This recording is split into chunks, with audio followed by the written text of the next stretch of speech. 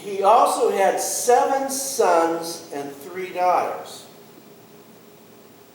What do we see happening here? A restoration of all that had been taken away.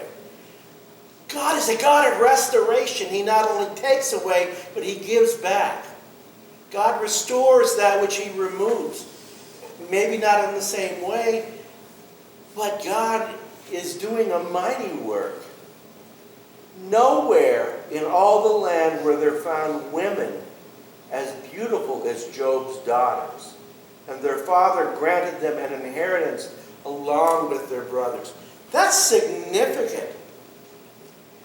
Not that they were the most beautiful women in all the land.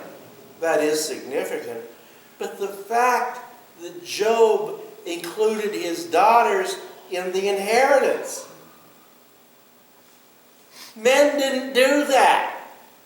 The sons would get the inheritance and the sisters would get nothing. But Job believes in doing right by all of his children, whatever their gender has to be.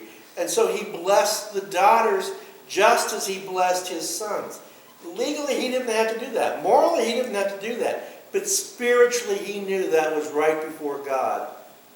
To not deny his daughters what was rightfully his sons. After all, it wasn't his daughters' fault that their gender happened to be female. They didn't choose to be born that way. And Job looked beyond that and blessed them.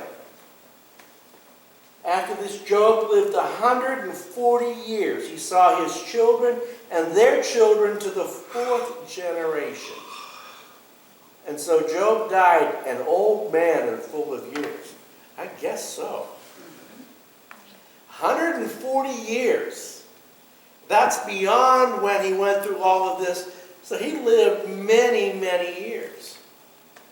One of the questions that a lot of folks doubt the validity of Scripture is the tremendous ages of folks in the Old Testament, especially in the early Old Testament. You go back to the book of Genesis, you have people living 3, 4, 5, 600 years, 700 years. And people who are skeptics of spiritual things say, the Bible's not telling the truth. That's not right. How do you know they didn't live that long?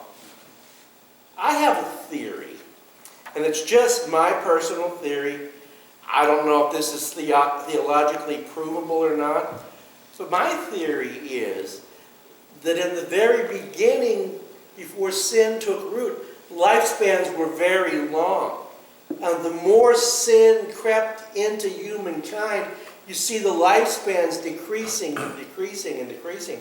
And finally, by the end of the Old Testament, people were living 30, 40 years. At the time of Jesus, if you lived to be 45, you were an old man. There was nobody running around, or very few running around that were aged. Well, we know of 2, and we see them in the birth narrative, Simeon and Anna. They were both very old people. That was extremely rare. People didn't live that long, and why didn't they live that long? Because the standard of living was so poor. There was a lot they just didn't understand about proper hygiene, proper sanitation. They just didn't understand these things.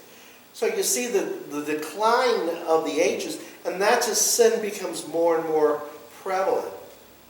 And after Noah and the flood, lifespans are much less than they were before the flood.